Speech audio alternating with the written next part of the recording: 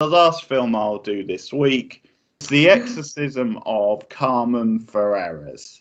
Oh, no, that sounds familiar. I feel like I've heard of this one, of that might one. have heard of this one. Or it might just be that there are so many movies called The Exorcism of that I'm just getting it mixed up with something else. Doing the rounds at the festival, then it's normally The Exorcism of a girl's name. Yes.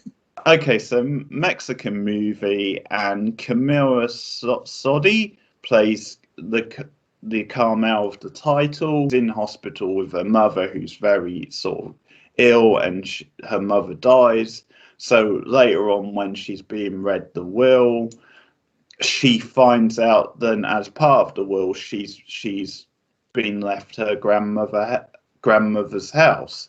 And this surprises her because, as far as she knew, that the grandma's house was sold years ago, so she was surprised, and then she got it in the will.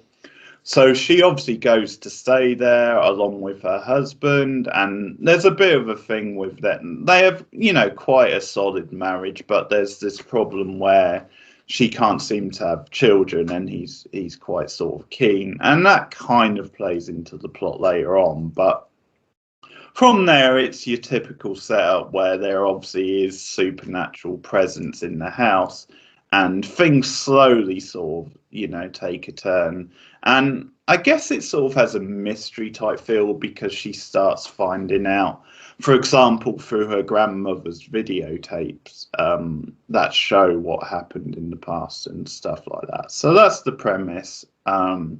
Obviously, a lot of exorcism films nowadays, the sort of subgenre has been done to death.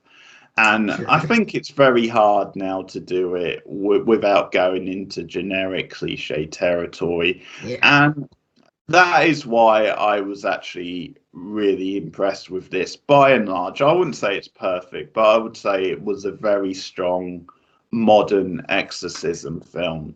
I think it did a good job of, maybe bar one or two small moments, not really going into like the sort of tropes and the cliches. Certainly, I wouldn't say it felt generic for the most part. I think the director had a good handle on it. It had a nice sort of slow burn. I like the setting of the house because it had a very sort of rustic, sort of old school type feel. It was a good spooky setting, decent style to it, and the lead was good. I liked her. She was very natural.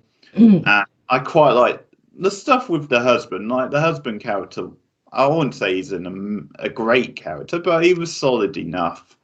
And but she was good. She was like a compelling character and one you sort of wanted to root for. And I like that it did take its time getting towards the supernatural stuff. And my eyes lit up when I saw the videotapes. I thought, this is fantastic. This is my sort of thing right here. And they actually worked them into the plot. But again, without going into spoilers, I think that's maybe one reason where, by and large, it didn't get into the usual sort of feeling generic type thing. Maybe just because a lot of it you see on videotapes, so that kind of is a way to sort of get around that. But no, I would say it was a good film. I found the scary bits to be quite unnerving and scary. You obviously had a character you wanted to root for and a good sort of spooky setting. So as modern exorcism movies go, I think this is a good one. Oh, cool. And we might have to check that one out then. Absolutely, yeah, I was going to say that. And so I recommend checking that one out. Oh, so okay, it's cool. 2-2. So 2-2. That's not too bad. What an up and down festival it kind of was.